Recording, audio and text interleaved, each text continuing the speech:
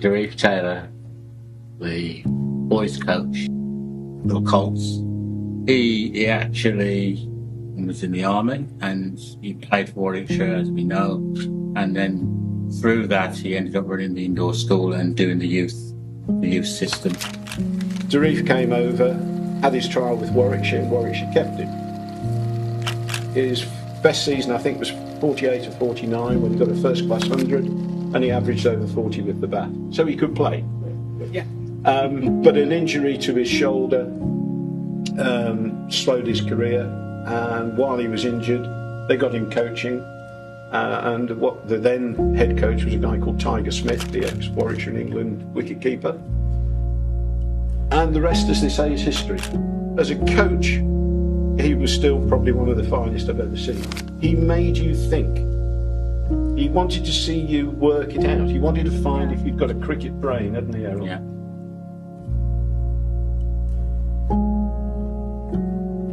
So you mentioned how you're still in contact with a few of the lads that you played with. Would you say that Darif created a sort of family, community within the team?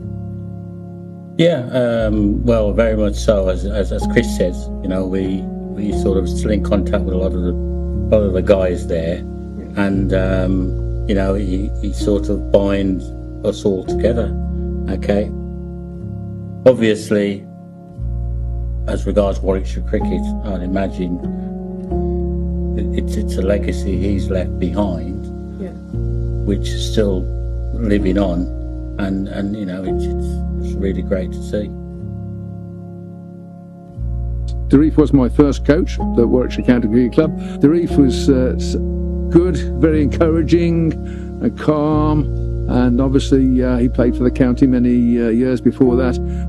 But I liked him. He was gentle, but there was a little bit of steel there when it needs to be. Not too much, not too little, but just enough. He was in charge, but a fine coach, especially for somebody, the youngsters, when you're first starting. Yeah, he was really encouraging, very kind, and if I didn't understand something, then he would try another way. There was one thing I always remember: he put some skittles down at sort of extra cover, and he would come up and bowl. And he'd bowl half volleys. He could put it on the spot because that's how he used to bowl when he played. And he'd bowl half volleys at you, and you'd hit the half volleys, and he'd say through cover and extra cover, knock the skittles. You had to knock the skittles down, and if you did, then they'd gone through cover and extra cover for 4 runs.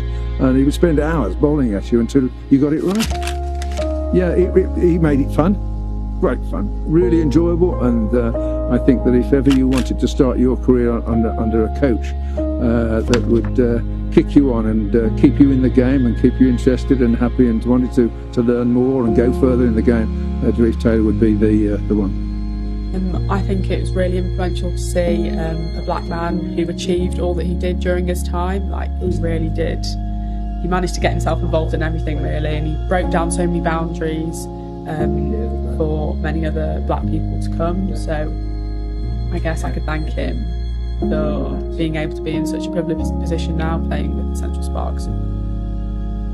Yeah, I think it's really nice to hear about Darif, and as someone that probably wouldn't have the opportunity to hear about his story before, it's really nice that Warwickshire's got all this set up in his honour, really. And it's nice to see that more black children can get involved with cricket from something that's traditionally a white sport. And I think it really just sets a precedent for the future.